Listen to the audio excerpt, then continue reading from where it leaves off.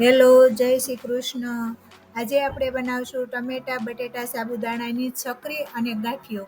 આ આખું વર્ષ સ્ટોર કરી અને વ્રત ઉપવાસમાં ખાઈ શકાય તેવી એકદમ ટેસ્ટી અને ઉસારું જેવી બનાવીશું.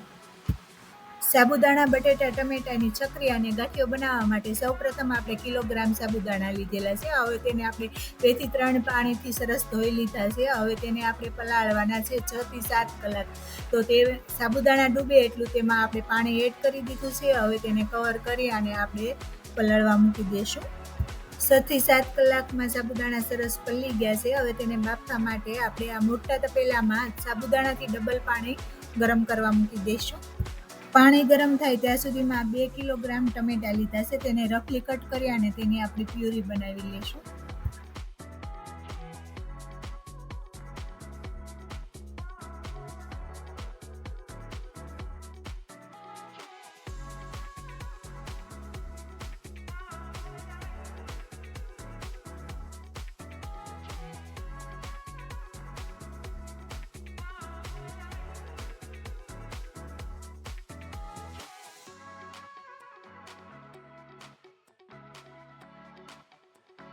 હવે પાણી ગરમ થઈ ગયું છે. તેમાં પલાળેલા સાબુદાણા આપણે એડ કરી દઈશું અને તેને આપણે પકાવશું.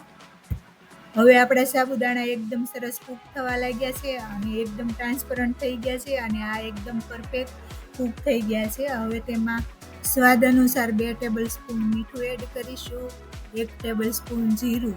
ચોઈસ પ્રમાણે તમારે વધારે પણ એડ કરી શકાય.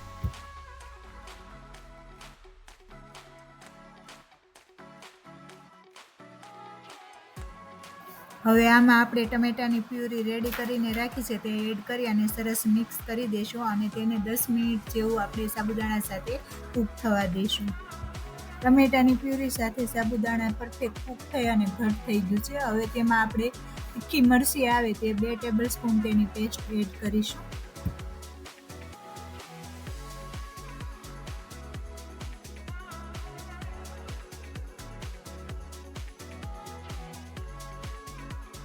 કિલો સાબુદાણા સામે આપણે 2 કિલો બટેટા સાઈડમાં બાફી અને સાલ ઉતારીને રાખ્યા છે. તેને આપણે એકદમ ઝીણી ખમણી આવે છે આ રીતની, તેનાથી આપણે બધા ખમણી અને રેડી કરી લઈશું.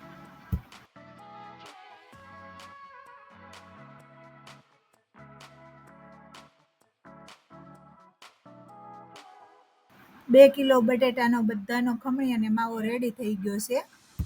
આ સાબુદાણાનું આખું તપેલું ભરાઈ ગયેલું છે. તો આમાં બટેટા સરખી રીતે મિક્સ ન થાય તો આપણે અડધું બીજા વાસણમાં લઈ લેશું. અડધા તપેલામાં આપણે અડધા બટેટા મિક્સ કરીશું અને બીજા વાસણમાં અડધા બટેટા આપણે મિક્સ કરી દઈશું. તો એકદમ પરફેક્ટ અને સરસ મિક્સ થશે.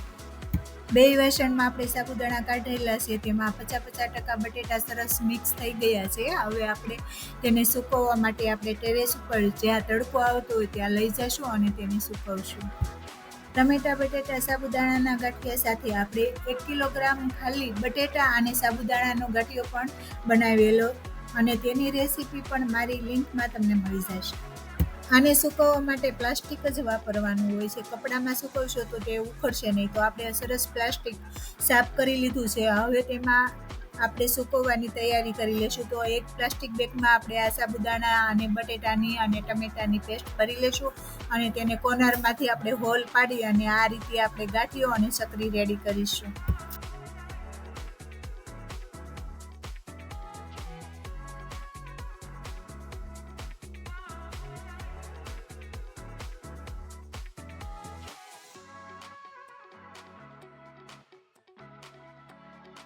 ચકરીને ગાંઠિયો 70% સુકાઈ જાય એટલે આ રીતે તેને ઉખાડી અને ફેરવી લેવાનું છે. સુકાતા 2 દિવસનો ટાઈમ લાગે છે. જે દિવસે આપણે પાડી અને રેડી રાખી અને બીજે આખો દિવસ તેને તડકામાં રાખવાથી તે સુકાય અને એકદમ પરફેક્ટ રેડી થઈ જશે.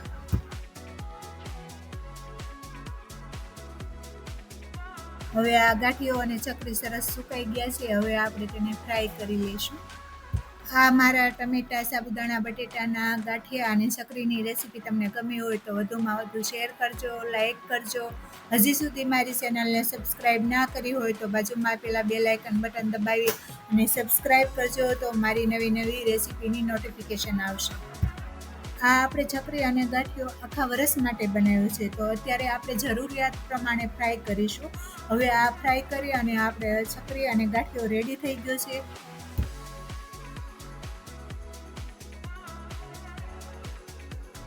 જો બની છે ને ટમેટો ફ્લેવરવાળી સાબુદાણા બટેટાની ચકરી એકદમ પોચી રૂ જેવી અને ટેસ્ટી પણ એટલી સરસ બની છે. જય શ્રી કૃષ્ણ.